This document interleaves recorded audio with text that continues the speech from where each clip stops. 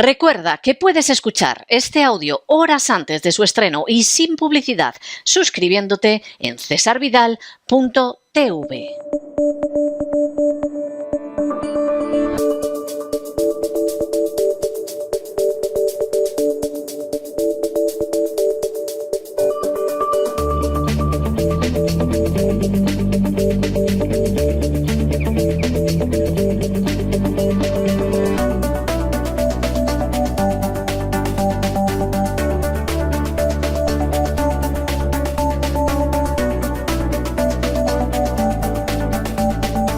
Despegamos con Lorenzo Ramírez.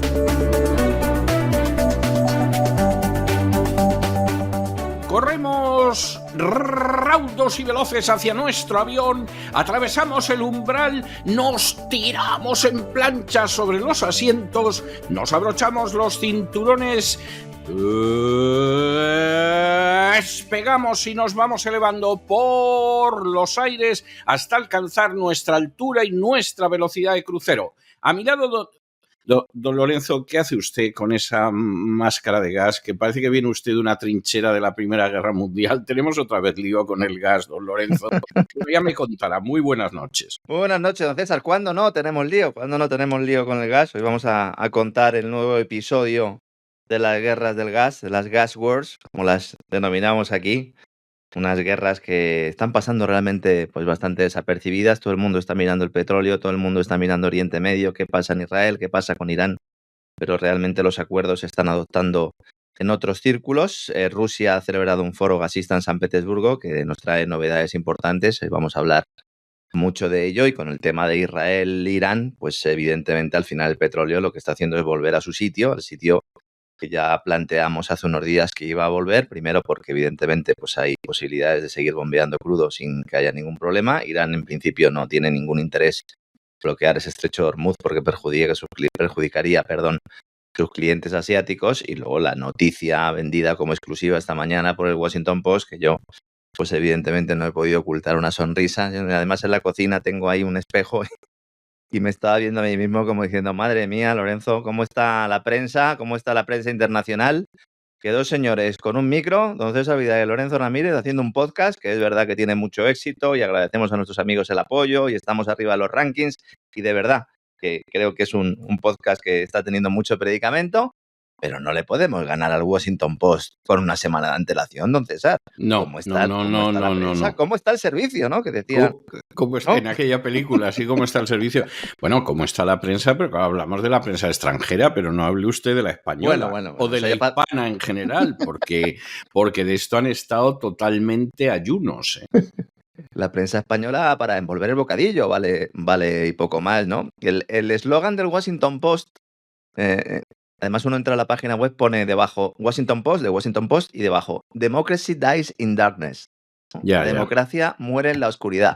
Bueno, pues no podría estar más de acuerdo con los señores del Washington Post, evidentemente, pero no lo planteen ustedes como un condicional, es decir, la democracia ha muerto en la oscuridad, ha muerto en la oscuridad más absoluta. ¿Por qué publican esta mañana los señores del Washington Post que Israel no va a atacar instalaciones petrolíferas ni tampoco instalaciones nucleares, y que va a realizar algún tipo de ataque puntual sobre instalaciones militares o sobre instalaciones en los cuales Irán tenga algún tipo de presencia? No tiene por qué ser en Irán. Ya hemos visto en otros casos cómo se ataca en Siria intereses iraníes. Pues básicamente porque es lo que acordaron Netanyahu y Biden en la llamada de la que hablamos la semana pasada. Y de igual manera que nosotros pudimos acceder a esa información y la quisimos dar y la dimos sin tapujos, de la misma forma otros han callado como ramonetas. Muchos periodistas españoles porque no saben ni por dónde les da el aire, y en el caso de los extranjeros porque sirven a los intereses del Departamento de Estado. Entonces esto se ha publicado cuando el Departamento de Estado ha querido que se publicara y en las condiciones en las que el Departamento de Estado ha querido que se publicara. El Departamento de Estado norteamericano. La gran novedad de ese reportaje es que el ataque se va a producir antes de las elecciones de Estados Unidos. ¿Con esto qué se consigue?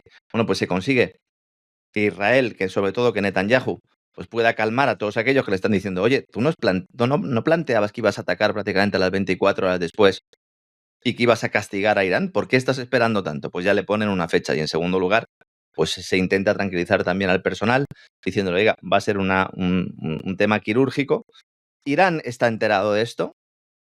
De igual manera que explicamos en su momento cuando se produjeron los primeros ataques con misiles de Irán a Israel, esto está pactado, está hablado.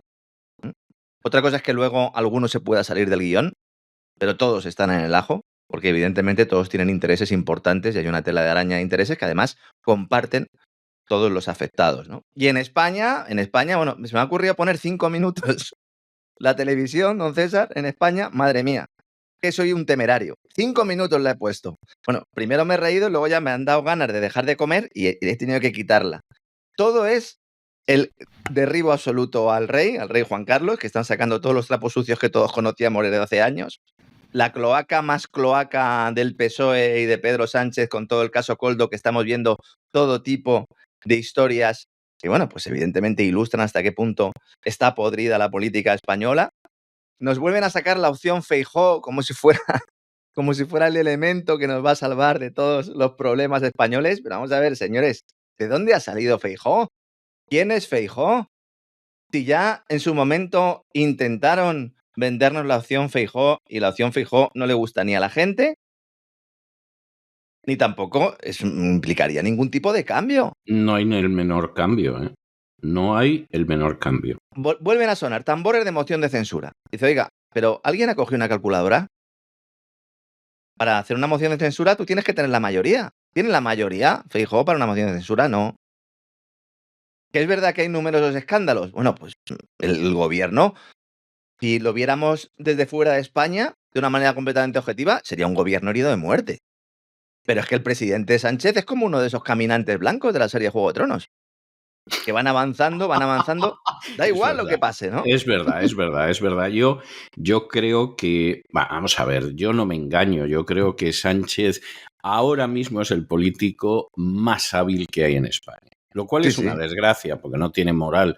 En términos morales es un nihilista y los intereses de España le importan un pimiento. Pero, dicho eso, que es bastante grave, es el más inteligente de todos. O sea, les da sopas con ondas a todos y el papel de la oposición, vamos, está quedando que da pena.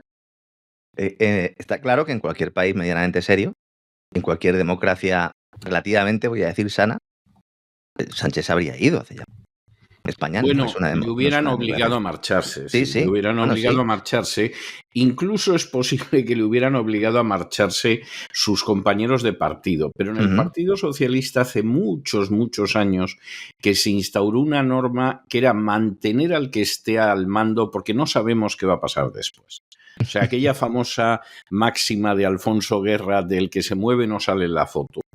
Pues es verdad. Es decir, ¿y qué va a pasar luego? O sea, se va Sánchez y ¿qué vamos? A elecciones. Y vamos a elecciones y ¿qué pasa? ¿Las perdemos? Y me quedo sin no sé qué. Hay que apoyar a Sánchez. Y claro, el partido ha ido descendiendo a un nivel de abyección que espanta, pero es así. Sí, podredumbre absoluta. Luego, claro, algunos parece que se están dando cuenta ahora de la situación. Vamos a ver, esto es así desde la transición. Esa transición que nos han estado vendiendo como modélica, vamos a ver, algunos llevamos años denunciando lo que ha sido la transición. Luego unos gobiernos de Felipe González, claro, es que parece que ahora la gente está descubriendo el mar. Unos gobiernos de Felipe González y un gobierno de Aznar, que a pesar de sus aparentes diferencias eran marionetas al servicio también del Departamento de Estado norteamericano, que usó a España a su antojo, como un Kleenex, y ahora ha tirado el Kleenex y pone sus huevos en la cesta marroquí. Porque le conviene, porque le compensa. País escogido por la OTAN para ser baluarte de la alianza en el Estrecho y para contener también la expansión de Rusia y China en África. Ahí donde se enmarca todo el tema del Sáhara Occidental. Cuando le preguntaron a Feijóo si conseguía ser presidente en las pasadas elecciones, oiga, si usted es presidente, ¿cuál va a ser su primera medida política exterior? Hacer un viaje a Marruecos, a presentarle mis respetos a Mohamed VI. Este es el cambio. Luego, la sintonía con von der Leyen de Sánchez, que está contentísima con él. Hombre, pero si es que es la persona ideal. O sea, vamos a ver, aparte de que Pedro Sánchez sea un personaje que es listo, es muy listo, es que además él hace lo que le dicen. O sea, él ha calculado cuáles son los poderes fácticos y llevarse bien con ellos. O sea, no hay más. Entonces, ¿me tengo que llevar bien con Soros? Yo almuerzo con Soros El y primero le de digo, todos. El primero de todos. el primero de todos. Y le digo, no se preocupe, don Jorge, que lo vamos a hacer. Me tengo que llevar bien con BlackRock, Larry, a tus órdenes. Para lo que sea, Larry, para lo que sea, que dirían en Cuba. Me tengo que llevar bien con la von der Bruggen, con la von der Bruggen. Tengo que tragar con toda la historia de Ucrania, pues trago con la historia de Ucrania. Tengo que darle a Marruecos, pues le doy a Marruecos. Sí que es el presidente ideal para las oligarquías nacionales e internacionales, ¿no? Para España es una desgracia. Bueno, y dijo, vamos a ver, vicepresidencia de la Agenda 2030 y se la dio a Pablo Iglesias. Claro. Dice, oiga, pero es que Sánchez encarna esa Europa Next Gen que quieren los burócratas de Bruselas. Lo encarna perfectamente. Perfectamente. Perfectamente. Perfectamente. Esa nueva religión pagana que te permite aplicar ingeniería social, decir cuando hoy es blanco, mañana es negro, mientras nos dicen que así vamos a ser más solidarios, más verdes, más inclusivos, más resilientes, mientras nos roban la cartera, mientras acaban con nuestros derechos y libertades individuales. Acaba de anunciar el tema de las ayudas al alquiler. Hay que tener un cuajo y una cara dura. Tanto los medios en España, don César, titulando que Sánchez anuncia un cheque alquiler para que los jóvenes puedan alquilar, para que puedan acceder a la vivienda. Pasado domingo se produjo una manifestación aquí en Madrid que ha generado bastante revuelo. Jóvenes protestando por los altos precios de los alquileres. Jóvenes que en buena medida están siendo manejados por determinados fondos de inversión. Un día vamos a entrar a fondo en esto. Yo no sé si ellos son conscientes de que están siendo manejados, pero realmente están siendo manejados. No son conscientes, porque vamos a ver, los jóvenes en última instancia lo que quieren es que se solucione su problema y santas y buenas, ¿no? ¿Qué tienen los pobres idea de lo que está pasando? Pero con un nivel de desinformación absoluto. Total. Absoluto. Total. Pues dice, oiga, es que la gente no quiere poner las casas en alquiler porque resulta que los quieren poner a un precio muy alto y no se pueden pagar. Falso. La gente no quiere poner la casa en alquiler porque si te la ocupan no hay manera de echar al que te la está ocupando. La gente no quiere poner la casa en alquiler porque el inquilino puede dejar de pagar y no hay manera de echar al inquilino. Sí. Y sobre todo, el problema del alquiler en España es ese. ¿Sabe usted qué porcentaje de stock de viviendas hay en alquiler en España? El 0,7%. El 0,7%. Ese es el principal motivo de que los precios estén tan altos. Sí. Y los grandes fondos de inversión, que no son los mayores propietarios de vivienda, pero tienen mucho dinerito, lo que quieren, básicamente, es que se le entregue dinero público a esos jóvenes, 200, 250 euros, el famoso cheque, para poder elevar aún más los precios. Los agitadores inmobiliarios del Partido Socialista, de Podemos, están haciéndole el caldo gordo a estos fondos de inversión. Y si no, miremos cómo poco a poco los particulares que alquilaban viviendas están retirando ese mercado y están vendiendo a los fondos de inversión. Naturalmente, que es de lo que se trata. Claro. Pues si aquí es en lo que estamos, Claro. es en lo que estamos. ¿Y el PP qué dice? El PP está de acuerdo con esto. Que se lo digan a Isabel Díaz Ayuso y su relación con los fondos inmobiliarios, que viene ya de la época de Esperanza Aguirre. Ese es el problema. El stock de alquiler es 6 veces inferior al de venta. Teniendo en cuenta que en venta tampoco hay mucho stock, una ley de vivienda de Podemos que ha destrozado el mercado del alquiler, que ha aumentado la inseguridad jurídica, que está expulsando al particular, que está expulsando a la señora o al señor que durante toda su vida ha ahorrado y ya sus hijos se fueron de casa y está jubilado y tiene una casa en una zona donde le puede sacar un alquiler importante y en contra de su voluntad en la mayor parte de las ocasiones se tiene que marchar a un piso más pequeño, al extrarradio, para con esa renta poder comer. Porque estos son los verdaderos afectados por el tema de la ocupación. Y en la ocupación no meto solo al que entra en tu casa cuando te vas a comprar el pan o cuando te vas de vacaciones, sino al inquilino que no paga. ¿Pero qué es esto de normalizar que el inquilino no pague? Claro. Es que esta es otra de las historias. Es decir, de pronto aquí se ha convertido en normal no solo que se te metan en tu casa y no los puedas echar, sino que de pronto exista el inquiocupa, como lo llaman algunos, ¿no? Sí. Es el tipo que de pronto dice yo no pago. O sea, si entra uno y se queda con la casa sin haber pagado nunca, yo que he puesto una fianza y además he pagado a lo mejor 1 o 2 meses, con más razón. Ya está, y todos están contentos. Esto da lugar a situaciones tan problemáticas como que haya propietarios que no quieren alquilar la casa a familias con niños. Pero no porque vayan a tener destrozos o porque vayan a pintarle las paredes o porque vayan a dibujar, no sé, a Spinette en la pared. No, porque si tienen niños, entonces, aunque dejen de pagar, no puedes desahuciarlos. Y entonces lo que está generando es un cuello de botella de tal manera que las familias con niños pequeños tienen dificultades para acceder a un inmueble. Aunque tengan dinero, aunque tengan capacidad de compra, en este caso de alquiler. Si una persona deja de pagar un alquiler, la sanción es la terminación del contrato. ¿Cómo puede ser esto? Que si no es voluntaria, te obligan a un juzgado. Es decir, pones la demanda ante el juzgado para obligar a pagar lo que se debe y, sobre todo, para desahuciar al inquilino moroso. Esto se extiende en el tiempo y al final se llega a un acuerdo y dice, mira, márchate por favor, aunque no me pagues nada, pero márchate. Pero márchate porque mi madre, que es la dueña de esa casa, no puede comer. O porque no puedo pagar la residencia donde está mi madre ingresada. Los juzgados están, bueno, pues sobrecargados, no lo siguiente. Los procesos se ralentizan meses, años. ¿El desahucio express existe? Sí, es una entelequia.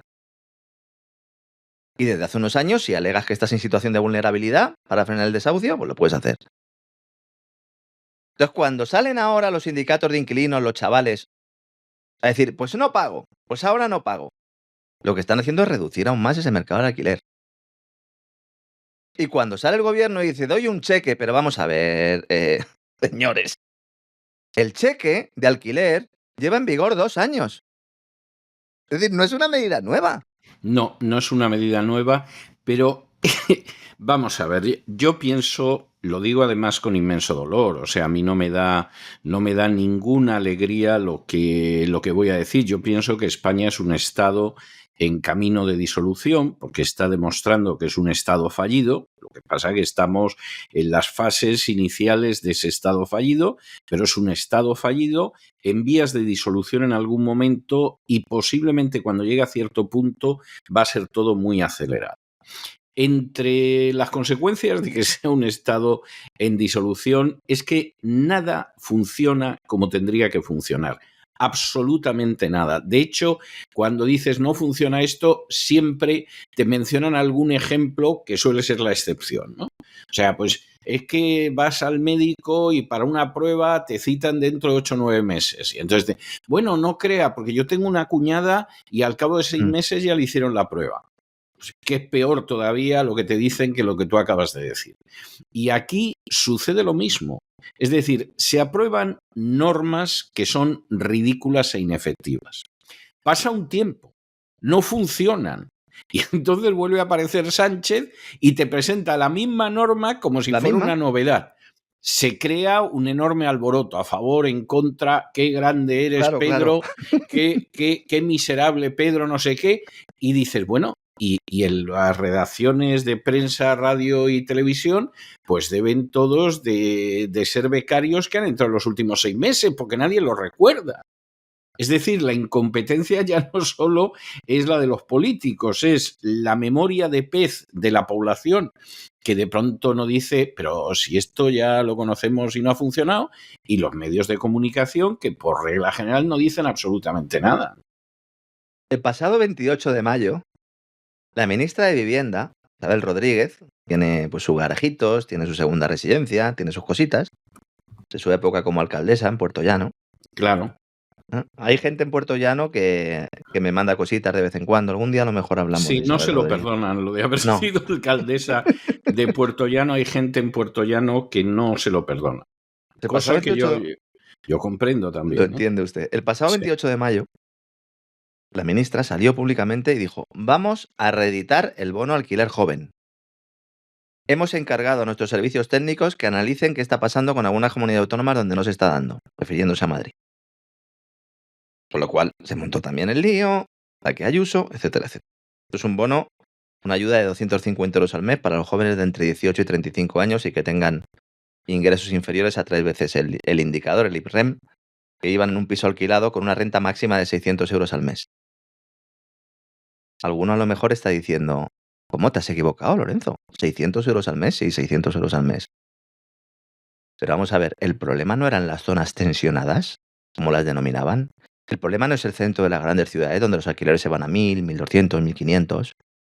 ¿Cómo que una renta máxima de 600 euros al mes? Es que hay que darle dinero a alguien que gana 3 veces el IPREN, que son unos 22.000 euros al año, para que haga frente a un alquiler por debajo de 600 euros al mes. ¿Pero qué tipo de broma es esta? ¿Alguien de los que está aplaudiendo esto con las orejas se ha leído la normativa? Lo dudo bastante. Lo dudo bastante. Si tú le das dinero a la gente para que compre un bien o en este caso, para que alquile una vivienda, ¿qué va a pasar de forma automática?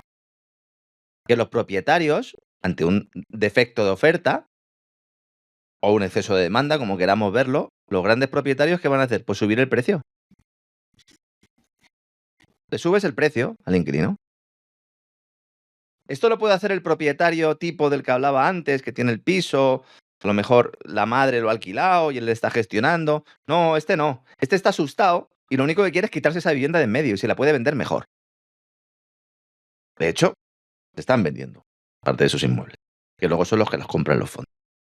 Y entonces tiene el cuajo, vuelvo a repetir la palabra, sí señores, el señor Sánchez, de al anunciar la medida, diciendo, hemos fijado como prioridad absoluta la vivienda, vamos a desplegar medidas contundentes, no quiero una España de propietarios ricos e inquilinos pobres, y vamos a seguir peleando para que la vivienda deje de ser el negocio de unos pocos y se convierta en el derecho de todos.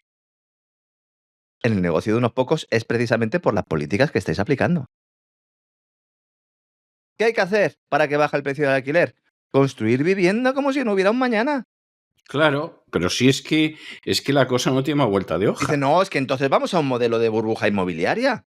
Sí, claro, es mejor que a la gente le des una ayudilla y que no funcione. Y entonces no falta el que salta y dice, no, pero es que en el centro de las grandes ciudades no se puede construir más, no hay suelo, evidentemente. Imagínese que yo me voy a Nueva York a vivir y llego allí y digo, bueno, venga, me voy a Estados Unidos, voy a estar en Nueva York un tiempo y luego ya me bajo a Florida, me voy a Washington con 2 días a vivir. Y digo, me voy a ir a vivir a la Quinta Avenida. Y llego allí, empiezo a mirar, digo, a mí no me da el presupuesto. Y saco un cartel, una pancarta y me pongo a dar vueltas arriba y abajo por la Quinta Avenida diciendo que tengo derecho a una vivienda digna. Pues tendré que irme al extrarradio, a donde sea, tendré que coger mi metro, mi tren o lo que haga falta como joven y tendré que trabajar de aprendiz en algún sitio y tendré que trabajar los fines de semana en otro sitio para pagarme los pitillos, como hemos hecho todos toda la vida. Al final, las crisis institucionales, las crisis políticas, las crisis económicas, las crisis sociales derivan también en esa destrucción de la capacidad de esfuerzo de los jóvenes. Yo me considero joven, aunque tengo casi 50 años. Yo soy un viejo joven, como me dicen algunos amigos. No está mal, no está mal. Está la bien, ¿no? definición. Como excusa, no está No, mal. es una persona joven. Yo no lo soy. O sea, y no se me ocurre presumir de ello. No. O sea, no lo Pero bueno, soy. quiero decir que tengo esa mirada todavía que lo puedo entender. Y lo he visto y he contratado gente. Yo he estado trabajando en periódicos, en radios, donde yo me dedicaba a hacer entrevistas de trabajo. Y a mí se me caía se me caía la cara de vergüenza. Se me caía el alma a 2 pies. Dice, oiga, ¿y esto lo va a solucionar Feijóo? Sí. ¿Esto y el resto de problemas económicos españoles? ¿Es que lo solucionaron ya cuando estaban? No lo solucionaron. ¿Realmente alguien que esté medianamente informado piensa que con Núñez Feijóo va a cambiar algo, sobre todo en lo mollar? Algunos dicen, no, es que si Vox entra en el gobierno, puede revertir algunas de las tendencias, sobre todo las tendencias globalistas, estas a las que he hecho referencia antes. ¿Ya? En las alianzas internacionales no hay ninguna diferencia. Y todos sirven al mismo amo. Y luego la ley electoral y la distribución de la administración territorial fomenta este pernicioso sistema. Al final, ¿qué tenemos? Pues tenemos un Partido Popular que no puede hacer una moción de censura porque no tiene apoyos, un gobierno de Sánchez que tampoco tiene apoyos para sacar unos presupuestos, pero que se la trae al pairo porque Francia tiene una crisis fiscal de caballo, Alemania va a otra, y a Sánchez nadie le va a decir que cumpla las reglas fiscales, por lo menos Exactamente. de aquí a un tiempo. Claro. Y además, Sánchez es obediente. O sea, es como ese alumno que tienes que no llega al 5. Para la gente que tenga otro sistema de evaluación, a 5 sobre 10 que es el aprobado. Pero oye, lo ves tan voluntarioso, se sienta en la primera fila, te hace las preguntas para que quedes bien y tal. Eso es. Pues aunque tenga un 3, le acabas poniendo un 5. Y a Sánchez le pasa eso. O sea, Sánchez Ese es un seguramente... arte, lo de hacer las preguntas para que se luzca el Hombre, profesor, ¿eh? Eso es un arte. Entonces, claro, Sánchez en términos reales, pues seguramente tendría un 0 o un 1 porque se presenta al examen y nada más. Pero ¿cómo no vas a ponerle por lo menos un 5 a Sánchez si todo lo que le digas él va y lo hace? Pues si es que la Sí, cosa sí. no tiene más vuelta de hoja. Es el alumno perfecto de la agenda globalista. O sea, Y luego mañana a la sí. agenda globalista se le ocurre que todos tenemos que ir con un colgante de malaquita y el primero que se lo cuelga es Sánchez. Sin ninguna duda, sin ninguna duda. Y luego esa debilidad va a ser aprovechada, lo está siendo ya, por los partidos que le ayudaron a convertirse en presidente, que son los nacionalistas, que lejos de buscar el bien de sus territorios, chantajean de forma permanente al gobierno, sea del color que sea, mientras engañan a sus votantes diciéndoles que defienden sus intereses. Esta mañana, en el diario El Mundo, leía en portada que la Fiscalía General del Estado quiere que se indulte a Junqueras para que vuelva a la cúpula de Esquerra Republicana. ¿Por qué?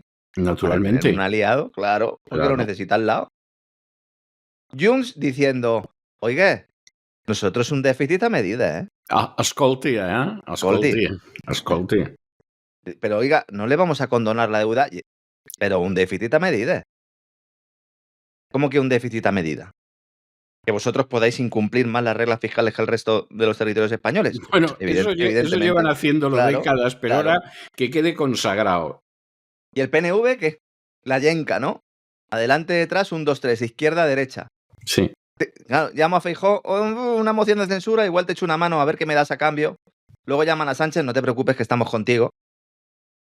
Y luego llamarán a Washington, ¿no? Ya no hay línea directa entre el PNV y Washington. Siempre la ha habido, ¿eh? El PNV siempre ha sido... Bueno, vamos a ver, el PNV ha estado siempre cerca del que manda, porque el padre de 2 conocidos periodistas españoles estuvo de conversaciones con los nazis en la época de la Segunda Guerra Mundial, y por cuenta del PNV.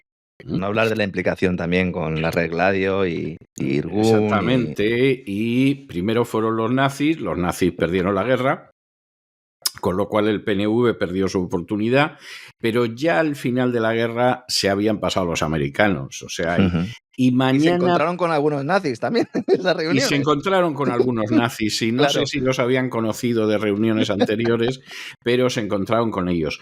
Y si mañana quien cortara el bacalao fueran los sucesores de Mao, pues evidentemente ahí estaría el PNV. Y a todo esto, escándalo tras escándalo tras escándalo, a nosotros ya no nos sorprende. Yo normalmente, es verdad, hoy estoy dedicando más tiempo a España, no le dedico mucho tiempo porque creo que al final pues perdemos un poco el vuelo de pájaro que necesitamos para comprender lo que está pasando en el mundo. Y sé que muchos oyentes, la mayor parte de nuestros oyentes son españoles, pues a veces me dicen, oye, habla un poquito más de España, e incluso personas, oyentes que tenemos fuera de España, piensan que yo apoyo a Sánchez, lo cual ya es una locura completamente absoluta, ¿no? En absoluto. Claro, todo lo contrario. Entonces, tenemos todos los días cloaca hasta el punto de que ya estamos anestesiados.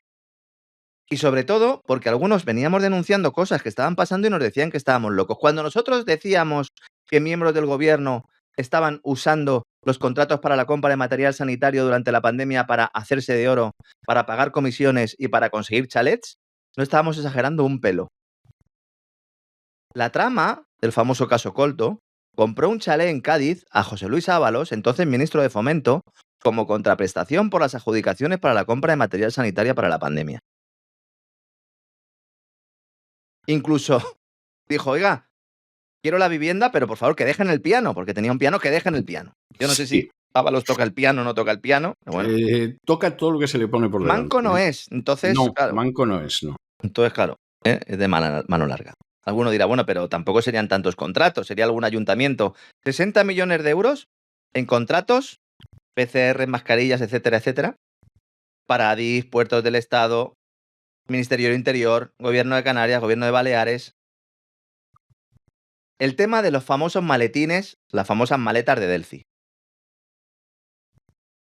había compras de oro que se pagaron o bien con lo que había en el maletín de Delci o bien en las famosas maletas, de Delci lo que había era el oro. La trama negoció con Delci, vicepresidente de Venezuela, la compra de 104 barras de oro por más de 60 millones de euros, que además llegaron desde Moscú a Venezuela por Zambia. Y esto todo lo fue orquestando el único tipo que de momento está en la cárcel, Víctor de Aldama. Pero uno dirá, bueno, pero ¿y este quién era? Pues este era el presidente del Zamora Club de Fútbol. Es que Spain is different.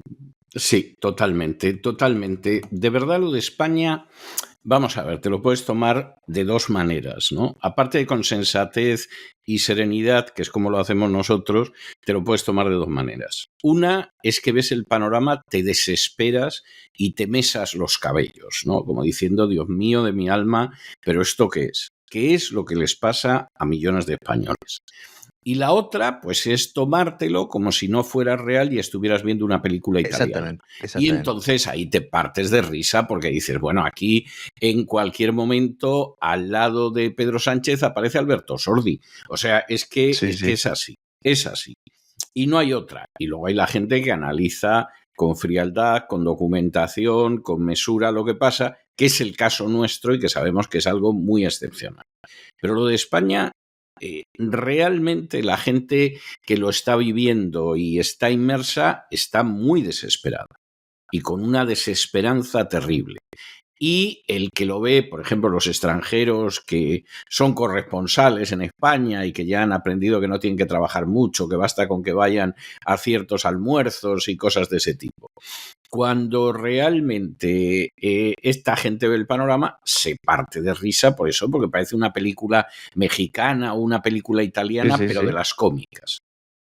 ¿Pero qué hace el presidente del Zamora Club de Fútbol gestionando la visita de Delcy Rodríguez? Además, según toda la investigación de la UCO, que ha salido a la luz en los últimos días, bueno, pues tenía el visto bueno Aldama por parte de Ábalos y Ábalos a su vez tenía el visto bueno de Pedro Sánchez. Que eso es lo que ahora se está poniendo un poco en tela de juicio diciendo, oiga, que al final Pedro Sánchez estaba detrás. Este hombre, Aldama, negocia la compra de este oro, insisto, de Moscú a Venezuela por Zambia, y el 29 de diciembre del año 2019, Aldama le dice a Delcy Rodríguez, es lo amarillo, que está todo listo y el jueves sale para allá. La UCO cree que es oro. El amarillo es el oro. Que saldría el jueves día 2 de enero de 2020 de acuerdo con el plan de vuelo que todos ya conocemos por el tema de Delcy Rodríguez. ¿Qué Zapatero le han dado una mina de oro en Venezuela, señores? Sí, eso se ha dicho y Zapatero no ha salido a desmentirlo, lo cual no deja de ser sospechoso. Yo lo de la mina de oro, vamos a ver, me lo creo... Lo dice la oposición venezolana. Pero de manera limitada, exactamente. Ha salido algún periodista, alguien de la oposición. Yo necesitaría alguna prueba mayor que eso. O sea, tiendo a pensar que seguramente es cierto. Pero yo creo que acusaciones de este tipo tampoco las puedes lanzar así al aire de cualquier manera. Y yo de momento no he visto pruebas fehacientes. Insisto, yo creo que es muy posible que le hayan pagado así. Desde luego le están pagando y le pagan muy bien. Eso sí que es indiscutible. Pero lo de la mina de oro, a mí me gustaría verlo con más claridad. Aquí la clave está en que esas pruebas, esa documentación, le estarían sirviendo de una manera para cubrirse a aquellos que han hecho esa operación y que de esa manera, pues Zapatero, cuando no quiera ir a determinada línea, pueda ir. Pero en todo caso es algo que insiste mucho en ello la oposición venezolana. No, es verdad. Sí, hombre, pero la oposición venezolana respira por la herida porque Zapatero es el Correveidil, es el Miguel Strogoff del régimen de Maduro. Y claro, yo comprendo que estén enfadados porque es para estar muy enfadados. Pero una cosa es que estés enfadado y otra que determinadas informaciones que van en detrimento de alguien que está ayudando a tus enemigos sean verdad. Es que hay una diferencia. Entonces habrá alguien que dirá, ¿está usted defendiendo a Zapatero? Vamos, es lo último que se me ocurriría en mi vida. Y más un personaje que se jacta en cenas con otras personas de que no me va a perdonar en la vida. Como diciendo, pero bueno... A usted personalmente. A mí personalmente, sí. Entonces, pero bueno, ¿usted qué se cree? ¿Que es Dios Padre para decidir que me perdona o no me perdona o algo así? Entonces Zapatero ha habido cenas, y lo sé por alguna persona que estaba presente, en la que soltó que a César Vidal no le voy a perdonar en la vida. Y fundamentalmente lo que no me va a perdonar en la vida, que es lo más gordo del asunto, es mi oposición al matrimonio homosexual. Sí, sobre todo. No voy pues a dar más datos porque le podría contar más cosas sobre esa cena. Pero de eso que dices, este tipo es un psicópata. O sea, no, cosa de la que, por cierto, yo no he tenido nunca duda, ¿no? Pero en cualquiera de los casos, al final, y a pesar de que Zapatero es odioso y ha sido un político nefasto y sigue haciendo daño y todo lo demás, y todo eso es verdad, hombre, pues lo de la mina de oro, si por ejemplo apareciera un apunte en el registro civil o un contrato o algo de este tipo, pues sería más fácil de la creer. empresa que explota esa mina de oro, que entiendo que se iría a través de ellas. Eso es un poco lo que explicó en su momento el Pollo Carvajal, Claro. este ex militar venezolano, y que yo creo que era la misma fuente que utilizó en su momento también una senadora colombiana, que también habló de ello en algún momento, ¿no? Pero bueno, en todo caso, hay un run de no falta el medio que dice, pero es que Sánchez puede ir a la cárcel. Vamos a ver, seamos serios. No es la primera vez que las investigaciones policiales cercan a un presidente destapando casos de corrupción. ¿Y qué ha pasado en anteriores ocasiones? Lejos de pisar la cárcel o de abandonar el despacho de la Moncloa de forma precipitada, cambió el sillón presidencial por un puesto en el Consejo de Administración de una gran empresa mientras se contaban los ceros de la cuenta corriente a la sombra de las palmeras. Sí, estoy hablando de Felipe González. En el caso de Suárez, Suárez se fue porque le iban a dar un golpe de Estado. Fue a Estados Unidos y le dijeron, te vamos a dar un golpe de Estado. Y se fue. Hoy algunos dicen, bueno, ¿cómo puede ser esto? En mi libro lo explico con pelos y señales, con declaraciones de hace años. Esto es algo que se sabía. Los libros de Jesús Palacios sobre el 23F. Por cierto, ahora que hablo de esto, también lo voy a contar. Hoy estoy con César, ¿eh? Me lo estoy pasando bien, pero estoy on fire. Sí, veo que está hoy crecido con eso de que es martes, donde, como usted sabe, no hay que casarse ni embarcarse, pues veo que hoy está usted que vamos, se sale. Hace años, en un programa de televisión de la cadena VO7, en el cual pues yo participaba de vez en cuando, no le gustaba mucho al de los tomates que yo apareciera por allí, pero bueno, yo iba, porque siempre he sido libre para todo. Y precisamente, no sé si era un programa especial sobre el 23F, si se acercaba el aniversario, o si hubo algunas declaraciones, porque fue aquella época en la que Tejero hizo algunas declaraciones, o el general Almada hizo algunas declaraciones al respecto, y era un tema de actualidad. Y entonces yo presentaba una serie de vídeos, una serie de temas, de forma muy sucinta. Y entonces, bueno, pues planteé lo que ahora todo el mundo sabe, pero no porque yo lo sepa, insisto. Es que esto es, todo el que se informa medianamente lo sabía. Es decir, que el rey Juan Carlos no solo sabía lo que iba a suceder el 23F, sino que estaba compinchado con el PSOE Felipe González y la Alianza Popular de Fraga para ejecutarlo. Todo bajo la tutela del Departamento de Estado norteamericano y con el director de ABC y otros muchos en el ajo. Esto lo ha explicado Jesús Palacios hasta la saciedad. Alguno dice, García Trevijano fue el primero. Jesús Palacios es el que lo ha explicado con todo lujo de detalle. García Trevijano habló cuando ya había hablado muchísima gente, ¿eh? Y no dio tantos detalles. Sí. No, es que García Trevijano esto lo conocía de oídas, ¿eh? O sea, no. Luego, que es que hay gente que con lo de Trevijano tiene fijación. O sea, Trevijano de esto no tenía ni idea lo que le han contado, vamos. Ahora sale información, dicen, bueno, ¿y esto por qué sale? Pues sale fundamentalmente por una guerra en la comunidad de inteligencia española y también fundamentalmente porque a Ferraz, porque al PSOE, porque al Palacio de la Moncloa le interesa poner el ventilador. Es decir, vale, yo soy corrupto, pero es que aquí somos todos corruptos, del rey para abajo. Y es que el problema es que es verdad. El problema es que es verdad. Porque si no fuera verdad, pues dice, bueno, pues nada. No, es que es verdad.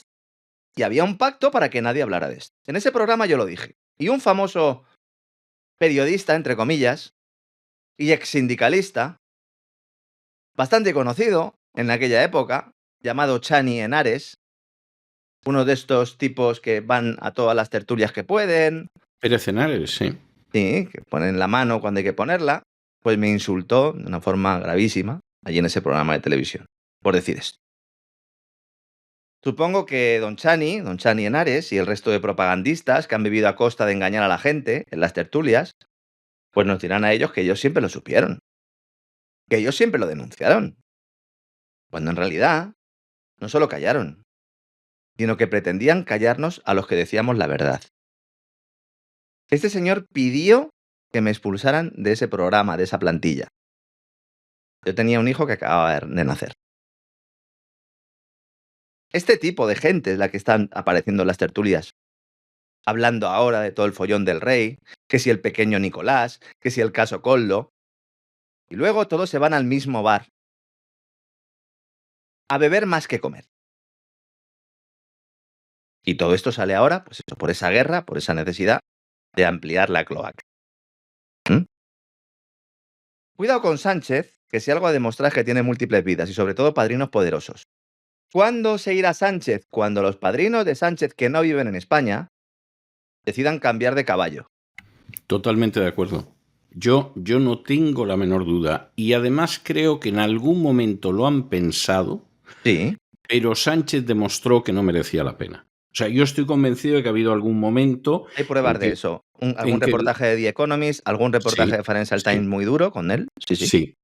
O sea, cuando usted habla de los padrinos, vamos a seguir utilizando esa terminología, sí ha habido un momento en que los padrinos pensaron que había que quitar a Sánchez y poner a Feijóo, que prácticamente era poner al mismo perro, aunque con un distinto collar.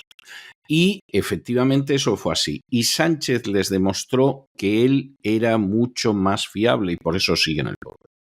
Y como además no es tonto, porque yo quiero insistir en esto, es un tipo muy avispado y muy inteligente, pues ha conseguido meterse 700.000 votantes potenciales para las próximas elecciones, más los que por reagrupación familiar multipliquen esos 700.000 votantes hasta que lleguen a ser 2 o 3 millones de nuevos votantes. A los papás que piensen que les va a ayudar a sus hijos a entrar a conseguir una vivienda en alquiler, etcétera, etcétera. Con lo cual es muy difícil desplazar a Sánchez. Hombre, no voy a decir imposible porque nunca sabes lo que puede suceder, pero ha conseguido eso y además en una jugada en la que Feijóo no se iba a oponer. Y eso era cantado. Y no se iba a oponer por dos razones. Primero, porque parece que entonces abres el camino a que te tachen de racista, de xenófobo, de nazi, de todo lo que quieran. Y segundo, porque además él sabe que esa inmigración forma parte de una agenda globalista ante la que él está tan arrodillado más que Sánchez. Con lo cual, Sánchez ha ido moviendo muy bien sus cartas, las ha ido manejando muy bien y puede durar eternamente. ¿Que puede caer? Hombre, claro que puede caer, pero tiene más que triunfos en la mano para mantenerse ahí, vamos, hasta el 2050.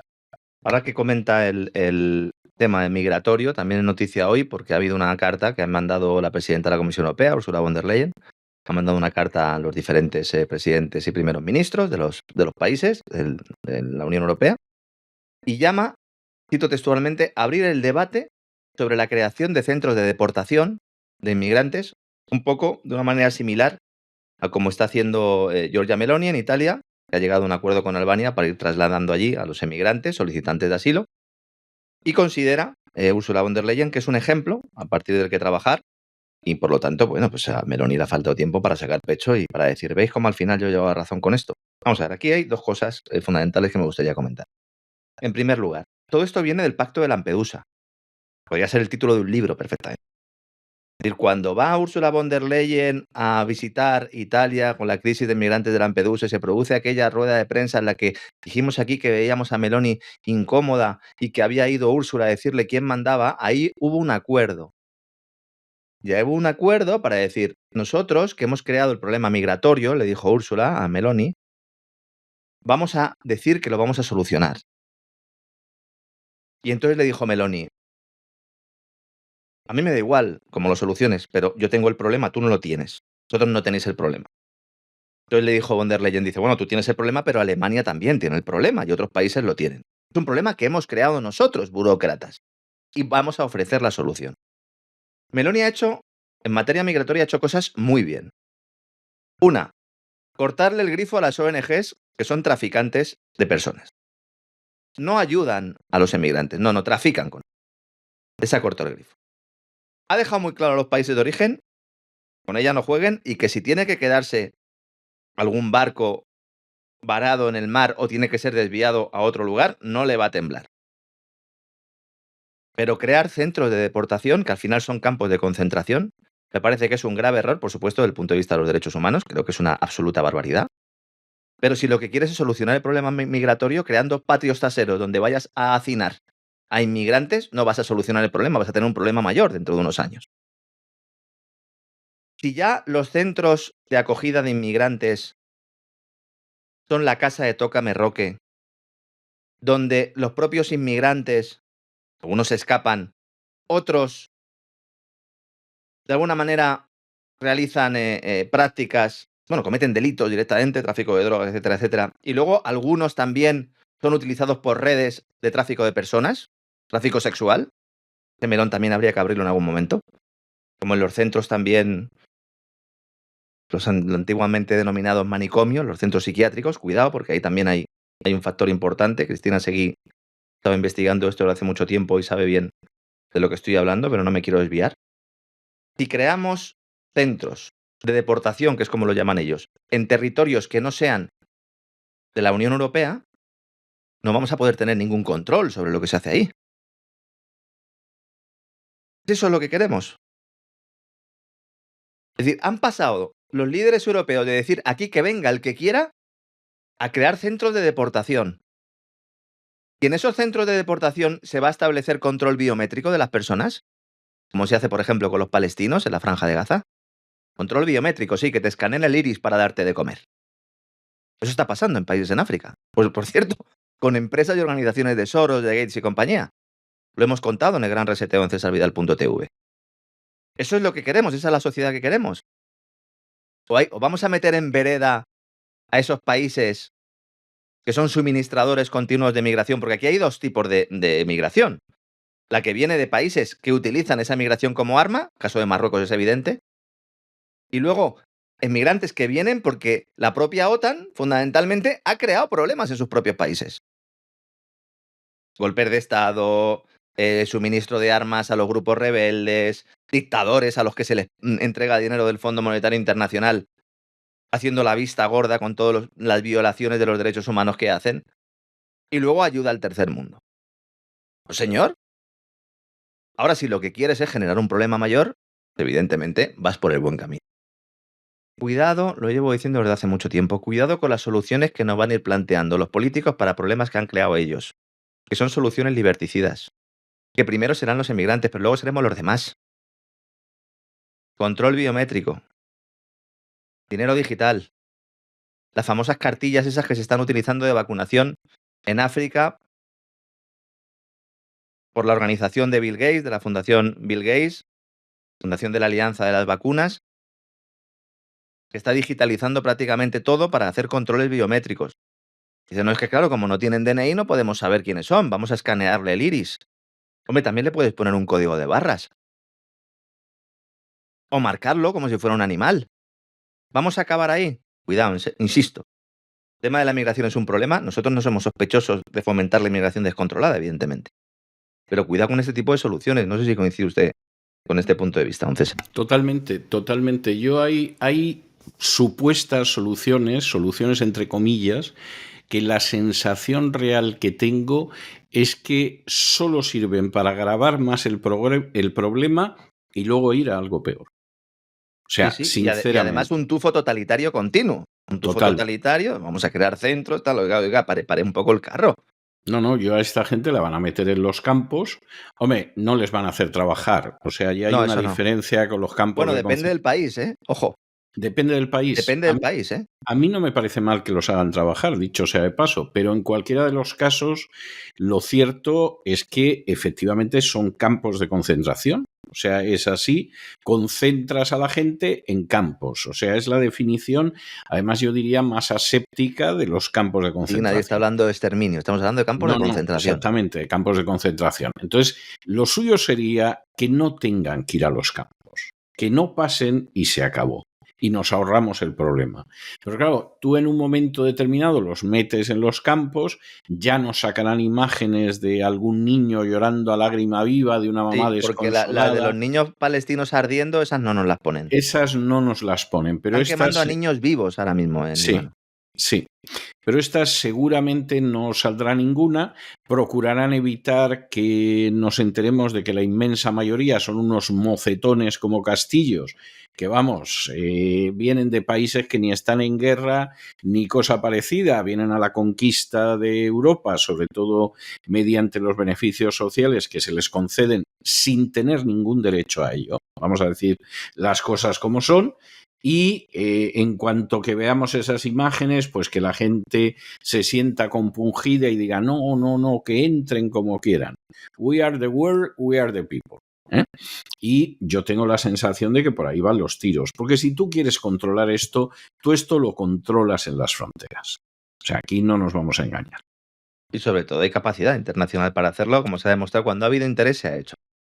Y comentamos al principio el tema del gas, ¿no? Es importante que tengamos esto en cuenta, porque en las últimas horas han sucedido varios acontecimientos muy importantes en el sector energético. Estamos todos mirando el petróleo, que si baja, pues sí baja, precisamente por ese entorno, pues en Oriente Medio, por eso que comentaba al principio, después de que se publicara el Washington Post, que finalmente pues Israel no va a hacer lo que Netanyahu quería al principio, que era atacar con todo. Al final ha conseguido la Casa Blanca, ha conseguido Washington limitar ese impacto sin la participación de Anthony Blinken, que lo sacaron el otro día como la rana Gustavo para hacer unas breves declaraciones y luego lo han vuelto a meter en la caja de los muñecos. Y en las últimas horas, como digo, han sucedido varios acontecimientos muy importantes, pero en el sector gasista.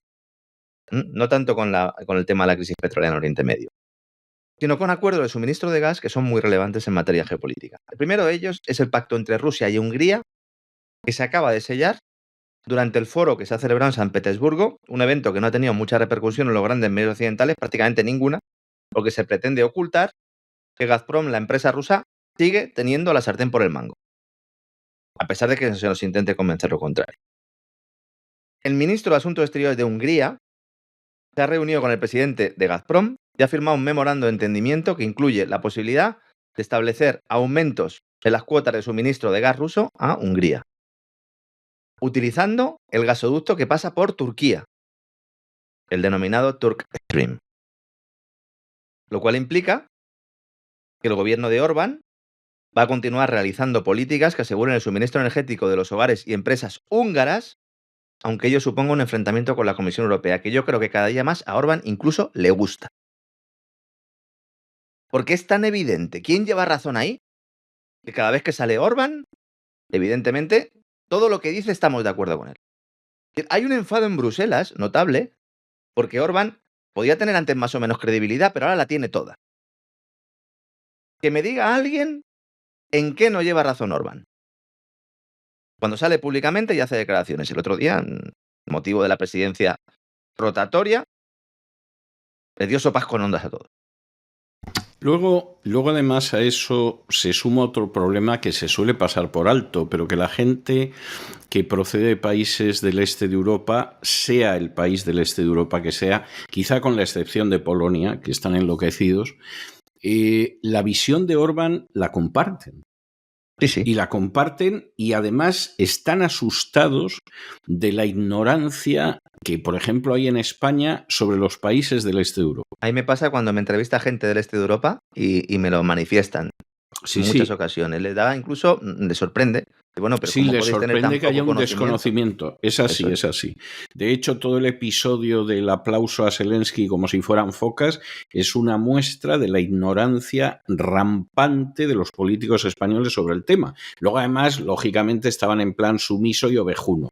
Pero además es que son muy ignorantes. Y ya que habla usted de Orbán, yo le puedo decir, y lo puedo decir por fuente directa, que cuando Orbán llegó a Madrid y firmó la famosa Declaración de Madrid, que usted recordará que algún partido sacó mucho pecho, Orbán se volvió a Hungría entre avergonzado y encolerizado. Porque se dio cuenta de que la gente, buena parte de la gente, desde luego los españoles que habían estado en la Declaración de Madrid, no tenían ni idea de lo que era el este de Europa. No tenían ni idea de lo que era Rusia. No tenían ni idea de lo que era Ucrania. No sabían nada de nada de nada. Y se marchó con la idea de anda, que en el este de Europa estamos aviados con la gente que hay en España. Que además estos se supone que son los amigos, y a los enemigos mejor no contarlo. ¿Qué conversación va a tener Orbán con Santiago Abascal sobre lo que está pasando en el este de Europa? Vamos a No, ser claros. ninguna. Eso, yo creo que esa es una de las grandes decepciones de Orbán. Luego, cuando se encuentre con Santiago Abascal, pues le dará muchos abrazos porque hay que fingir, pero evidentemente la idea que tiene un serbio, que tiene un eslovaco, que tiene un húngaro, etcétera, de los políticos españoles es que no tienen idea de nada. Y en el caso de... Bueno, puedes decir, bueno, no saben nada de África, pero a fin de cuentas, en África lo que les interesaría es saber algo de cómo reaccionar frente a Marruecos, Argelia y a lo mejor poco más, porque España no tiene más intereses en África, ¿no? Guinea, que era una antigua colonia, se la ha soplado Francia, o sea, una antigua colonia, por cierto, cuyo dictador, la Constitución se la redactó García Trevijano y era una de las dos condecoraciones que tenía Trevijano, una del dictador de Guinea y otra de otro dictador de Extremo Oriente, cosa que no se solía contar tanto, pero que es fácil de comprobar. Y el punto al que voy, pues es que, claro, esta gente se queda horrorizada porque dice, bueno, pero ¿y qué vamos a hacer nosotros si estos no tienen ni idea de lo que es el este de Europa? Ni idea, no saben nada. Luego, además, hay otro factor adicional y es que en ese grupo de partidos o de formaciones que defienden las soberanías nacionales, por lo menos sobre el papel, sientas en la misma mesa al polaco, al húngaro y al español.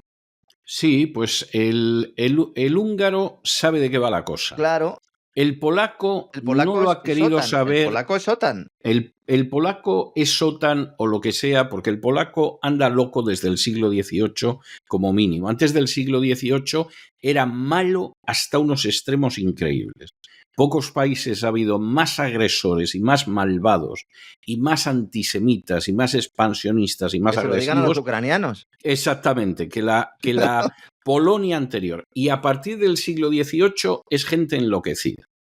Enloquecida, con unos delirios de grandeza de volver a un pasado que tampoco fue exactamente ese. Que es el caldo de cultivo que luego utilizó la OTAN para azuzarlos y para utilizarlos, ¿no? Efectivamente. Y entonces dices, bueno, vamos a ver, el español es un ignorante porque de entrada no conoce ni su historia, pues fíjese usted esto. Pero es que lo dicen miembros de la cúpula de su propio partido, no lo estamos diciendo solo nosotros. No, efectivamente. Entonces, en el caso del español es la ignorancia más absoluta. En el caso del polaco está enloquecido por regla general. Ahí el único sensato es el húngaro. Sí. Pero claro, no se puede, esos tres no se pueden entender. Claro. Hombre, si además está el eslovaco, está el serbio y tal, todos esos le dan la razón al húngaro. La que está estableciendo los nexos, la que está haciendo de pegamento de todo esto es Giorgia Meloni. Claro. Es Meloni la que va a Orbán y le dice, oye, mira, no hagas caso al polaco, el español no se entera, pero mira, me caso tú a mí, porque mira, yo tengo muy claro lo que quiero, porque en realidad nosotros estamos en sintonía, es verdad que yo estoy en el G7, pero yo estoy de acuerdo contigo, es lo esencial, y hasta ahora lo ha medio llevado. De hecho, consiguió que Orbán en su momento diera luz verde a ese paquete de ayuda a Ucrania, que ahora Borrell dice que para poder enviar el dinero a Ucrania vamos a hacer una cosa. Ya que no nos podemos poner de acuerdo porque el húngaro dice que no, pues oiga, pues que cada uno envíe lo que quiera de forma voluntaria. Bueno, a mí eso me parece bien. Está bien, pero nosotros españoles vamos a pagar igual, ¿no? No, seguramente sí, porque Sánchez es muy bien mandado. Es un fracaso del plan globalista en el fondo, ¿no? Es un fracaso, porque desde luego Eslovaquia no va a mandar un céntimo, Hungría no va a mandar un céntimo, Serbia no va a mandar un céntimo. Y los alemanes, en la medida en la que puedan reducirlo a algo simbólico como unas salchichas y unas cervezas, lo reducen. O sea, eso es un fracaso de la OTAN, eso es un fracaso del plan globalista y es bueno. Luego cada país hará lo que quiera. En el caso de España, previsiblemente someterse a lo que le digan la OTAN y todo lo demás, pero es así. Ahora, el caso que usted mencionaba de Meloni, vamos a ver. Italia es un desastre.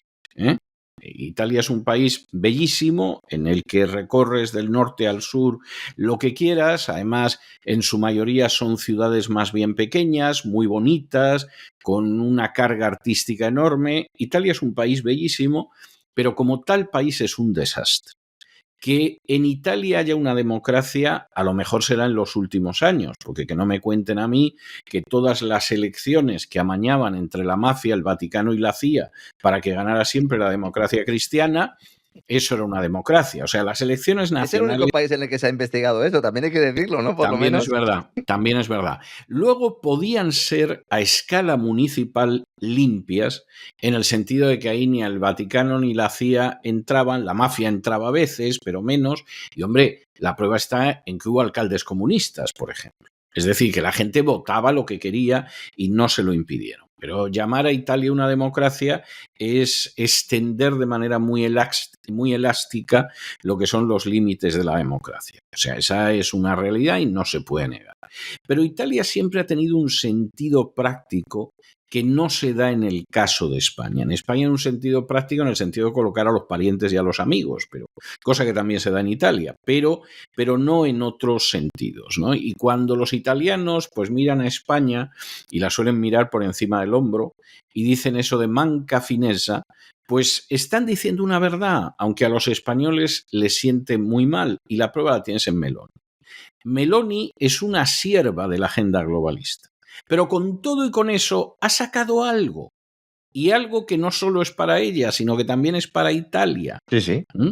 Y entonces Y está es posicionando así. a su país en el nuevo proyecto globalista para que Italia tenga un papel y que le sienten en la mesa de los mayores. Exactamente, por lo menos que se siente en la mesa de los mayores. Lo ha definido usted magníficamente. Y la diplomacia italiana es infinitamente superior a la española, lamento decirlo porque me da mucho dolor, pero es así, es infinitamente superior. España no tiene diplomacia. Y cuando tú ves los embajadores que hay, hombre, hay algunas excepciones, hay embajadores y cónsules competentes, los hay, pero en términos generales la diplomacia española no existe, no hay diplomacia española. Es una calamidad. Y España, que podría mover muchas situaciones y aprovechar determinadas circunstancias, tiene muchas no ventajas las en muchos aprovecha. elementos, sobre todo en este contexto de crisis energética. Tenía ese acceso al gas argelino, Por tenía las ejemplo, plantas de regasificación, tenemos una implantación de renovables importante que si se convenciera a Francia por parte de las autoridades europeas que nos dejaran exportar, podríamos ser incluso una potencia exportadora de energía eléctrica. Teníamos bueno, una... y tiene la lengua. Vamos a ver que es otra cosa enormemente importante.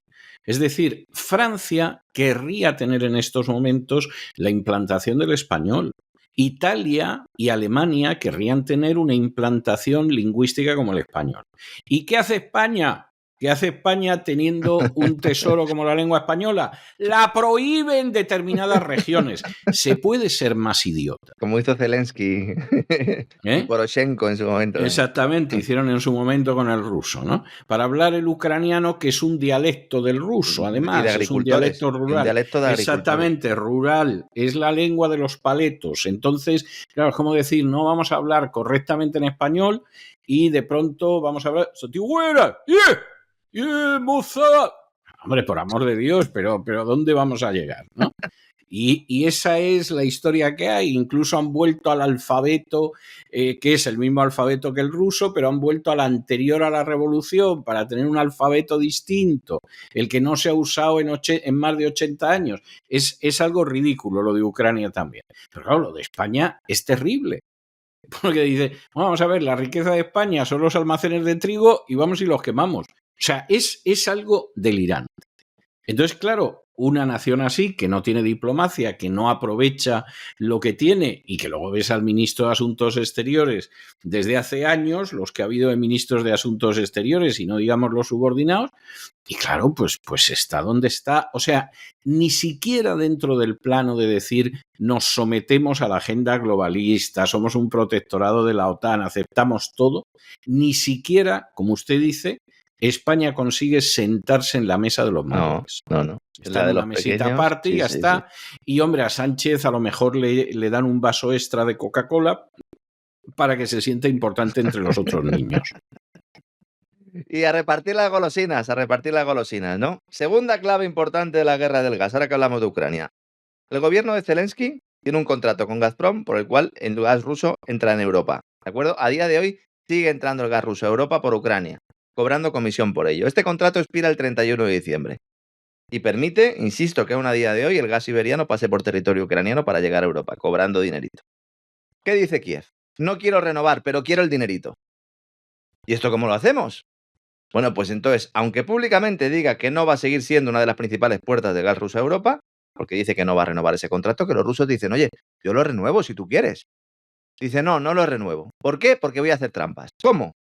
Voy a utilizar de puente a Azerbaiyán, voy a mandar a mi empresa ucraniana Naftogaz a Azerbaiyán a que llegue a un acuerdo con Azerbaiyán para que Azerbaiyán compre el gas a Rusia, Azerbaiyán se lo venda a Naftogaz y Naftogaz nos lo venda a los europeos como si fuera gas azerí de Azerbaiyán, en lugar de ser gas ruso. Muestra, una vez más, de esa hipocresía imperante en una Europa que necesita el gas ruso, en una Ucrania que necesita el gas ruso. Porque esta es la gran clave aquí, es que Ucrania necesita el gas. Naturalmente. Por eso Y, sale por volando cierto, Nord Stream. lleva robándolo años, además. No. Sí, porque encima no. Sí, es verdad, lo está robando directamente y en algunos casos incluso ha realizado. Bueno, entiéndanme, los operadores gasíferos, que alguno no se escucha, que no se moleste a lo mejor por la burda comparación, pero esto es como el que le quita la luz al vecino. Es decir, han hecho derivaciones, hay todo tipo de problemas Sí, que de bueno, hecho. es lo mismo, pero a gran escala Sí. y con gas y con petróleo. Sí, de hecho, cuando hay que hacer labores de mantenimiento, llegan allí los técnicos de Gazprom y dicen, pero muchacho, ¿cómo me tienes esto así? Que vais a salir volando en cualquier momento. Sí. De hecho, han cortado en alguna ocasión todo ello. Entonces, Ucrania no puede renunciar. ¿Por qué salió volando Nord Stream? Pues una de las razones fue por esa. Porque Ucrania no puede renunciar al gas ruso. Entonces va a seguir viniendo a través, insisto, de Naftogaz. Y el tercer vértice de este triángulo que quería exponer con respecto al gas es China. China tiene en marcha un proyecto que se llama el Power of Siberia 2. Esto es un poco parecido a lo de Nord Stream, porque son gasoductos también, no van por debajo del agua, estos son terrestres. Ya está el Power of Siberia 1 y van a poner en marcha el Power of Siberia 2.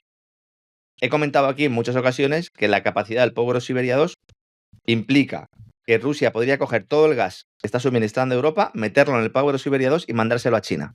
Y no tendría ningún problema de demanda, porque se lo vendería a los chinos. Problema que entonces China podría negociar un precio a la baja porque sería casi su único o uno de sus principales clientes.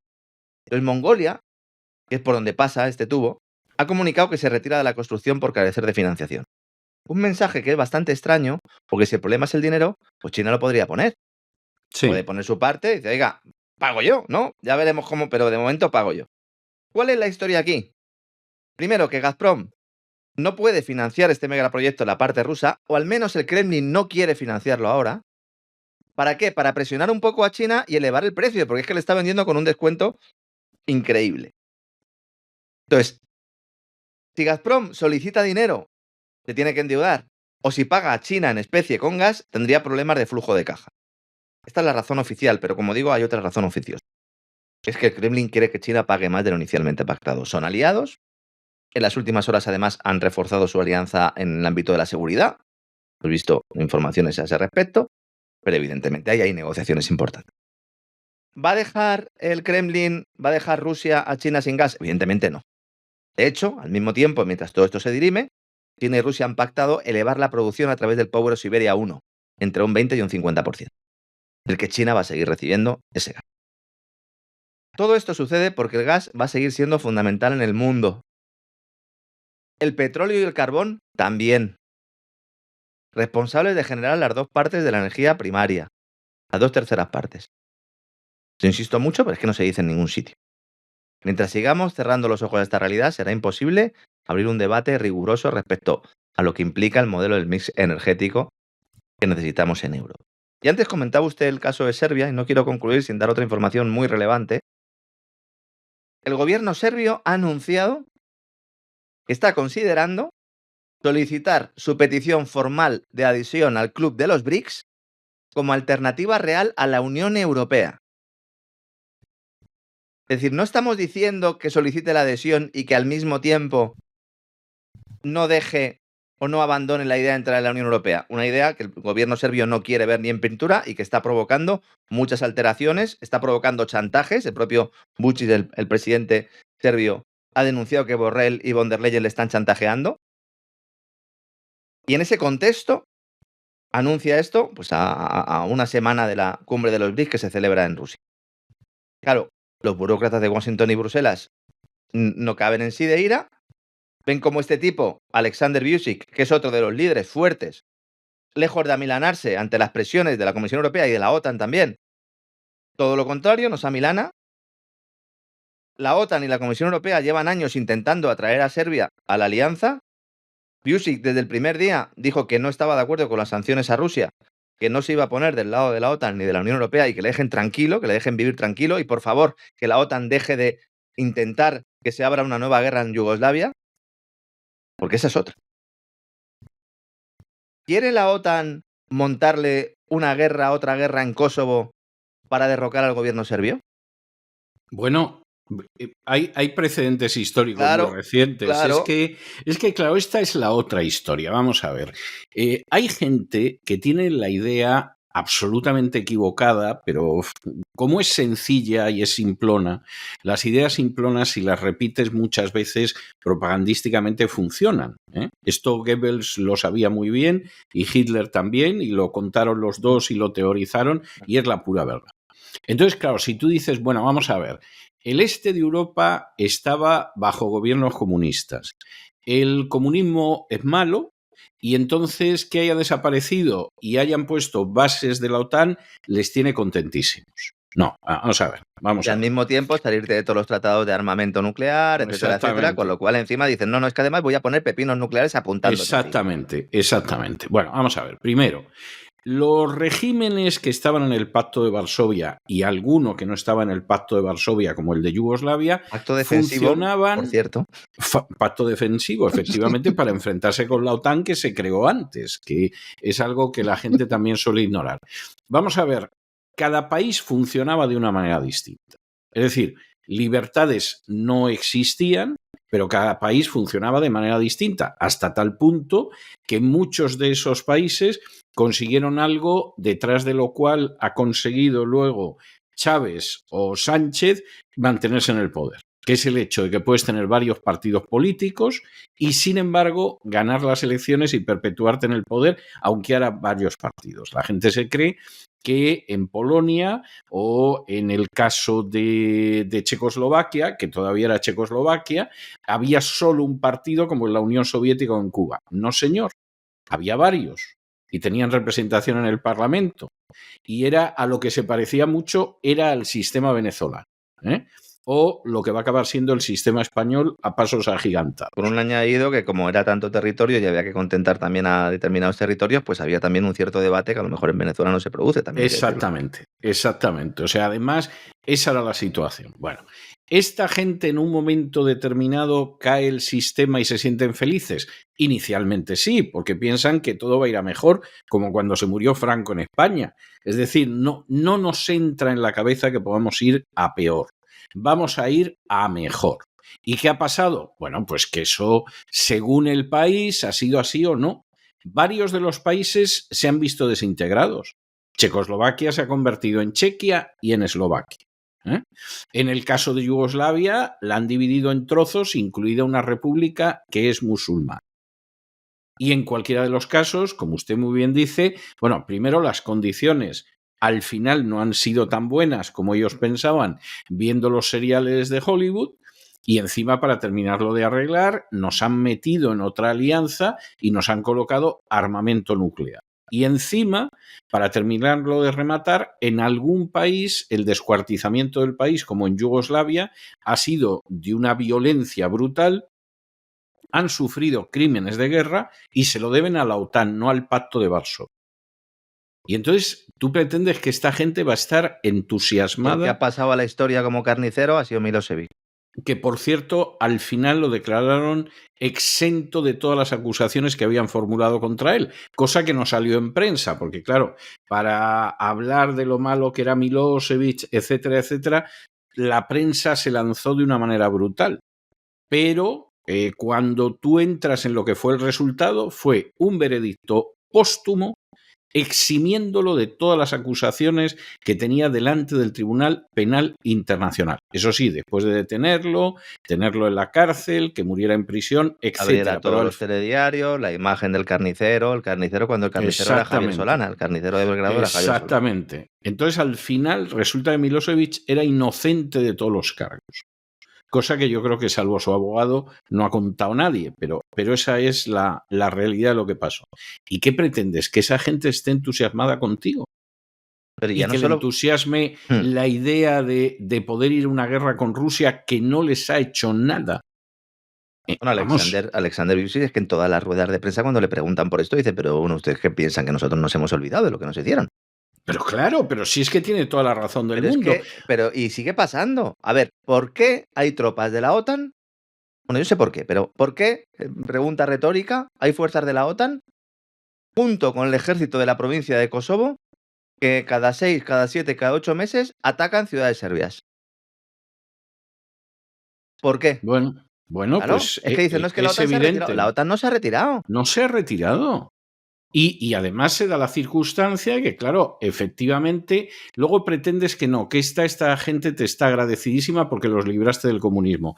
Mire, por favor, si alguien piensa eso, que se moleste en algún momento en enfrentarse con la realidad, porque vive en un mundo paralelo, vive en un Matrix que no existe.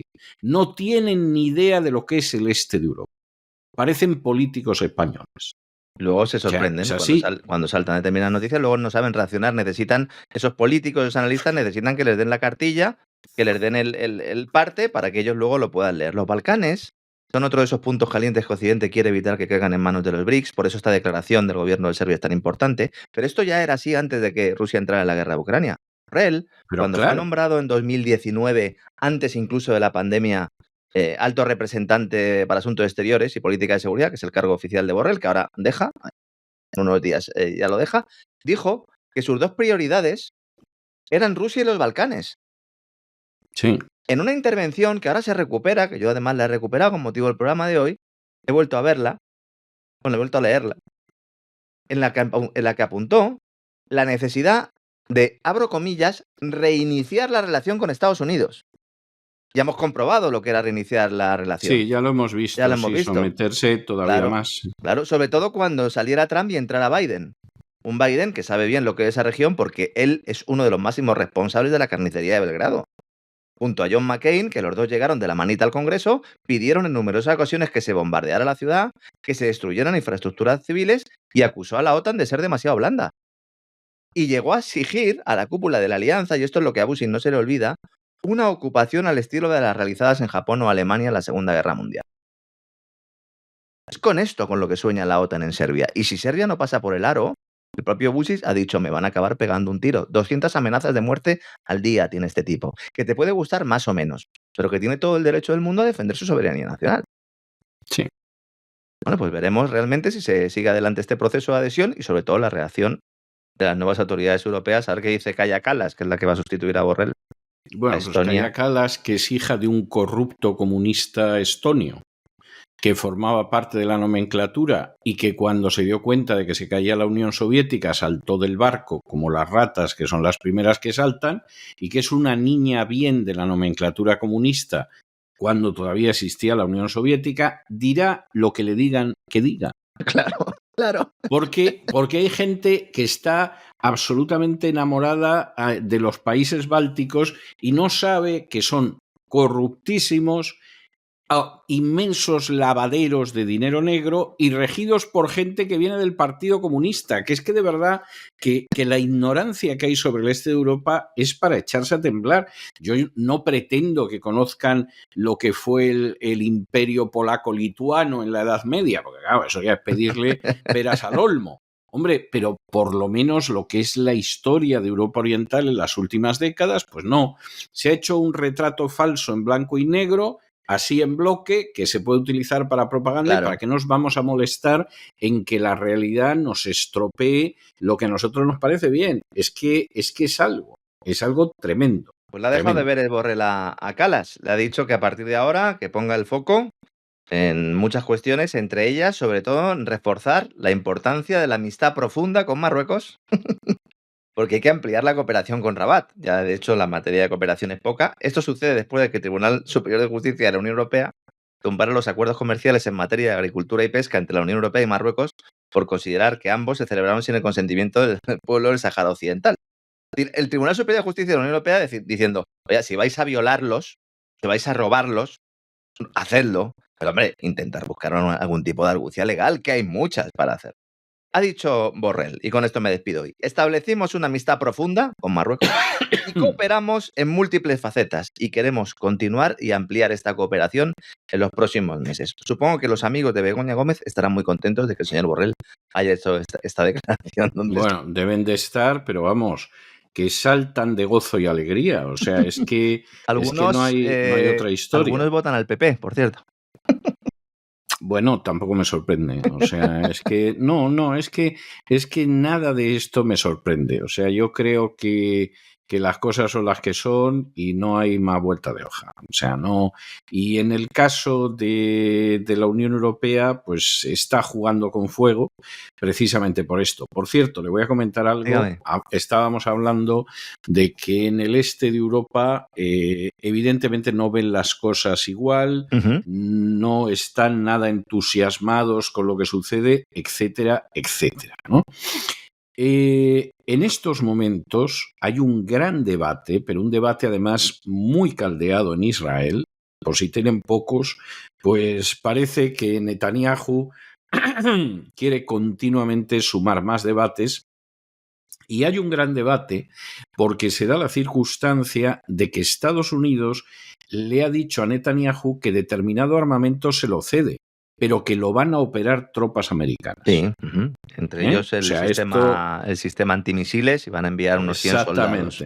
Exactamente. Entonces, vamos a ver, aquí no nos vamos a engañar. Fiarnos de ustedes no nos fiamos. Yo me temo que además les han dicho, y con lo mal que lo están haciendo en Gaza, menos. Y entonces esto es una cosa muy seria. Ha habido brechas de inteligencia en el pasado y por lo tanto esto somos nosotros los que lo vamos a manejar. O sea, esto lo vamos a hacer nosotros y punto final. No pretenda usted que les dejemos las armas y que ustedes las utilicen. Algo parecido a lo que sucedió también en el caso de Ucrania, que tampoco se permitía que operaran. No tienen acceso, evidentemente, a los códigos de satélite y en algunos casos se le mandaban las armas sin el dispositivo para dispararlas. Eso ya es guerra de giro. Claro, con una enorme diferencia, o sea, y sin querer ofender a nadie. Y es el hecho de que una cosa es Ucrania y otra el Estado de Israel. Exactamente. Y el Estado de Israel ha ido manteniendo un mito basado, todo hay que decirlo, en victorias enormes, como fue la Guerra de los 6 días. Sí, pero que ya ha llovido, un ejército. Sí, es verdad. Y además, pues que efectivamente pues es un partido muy importante, un país muy importante, con un ejército muy importante, etcétera, etcétera. Desarrollo tecnológico, desarrollo de sistemas de defensa, militares, que luego se han ido llevando al ámbito civil. Todo eso es evidente que es cierto, pero poco a poco estamos viendo cómo realmente puede ser un poco un gigante con pies de barro, ¿no? Y es un poco lo que está haciendo usted referencia ahí, ¿no? Con eso. Sí, al final es eso. Y luego que no se fíen de ellos.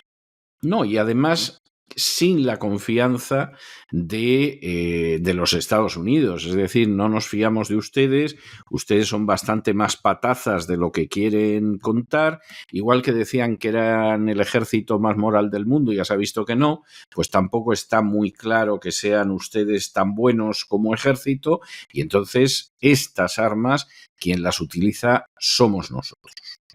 Estamos dispuestos a situarlas en territorio de Israel y tal, pero nuestros soldados son los que operan estas armas porque desde luego ustedes ni lo sueñan.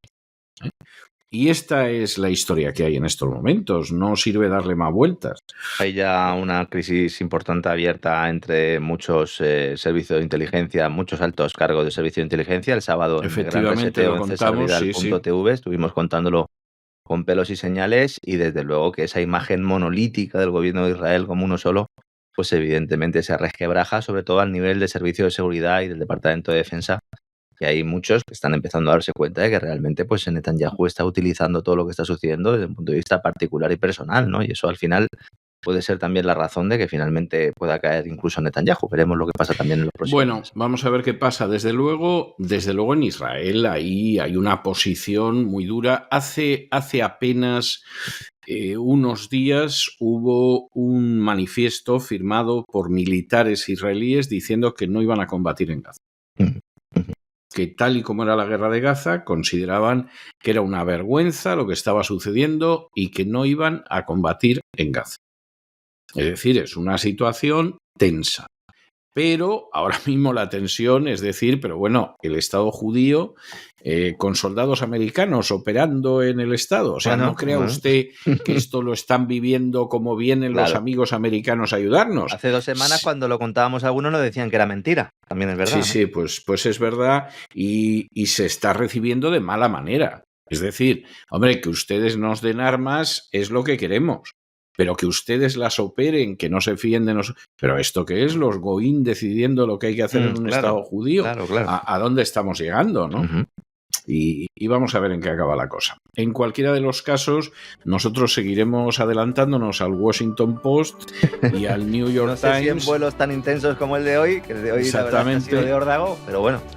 Intentaremos seguir trabajando. Y a otros medios de los españoles no voy a hacer mención, porque podría pecar contra la caridad. No es que nos hayamos adelantado nosotros al post, es que el post se retrasó, podríamos decirlo, ¿no? Sí, exactamente, sí.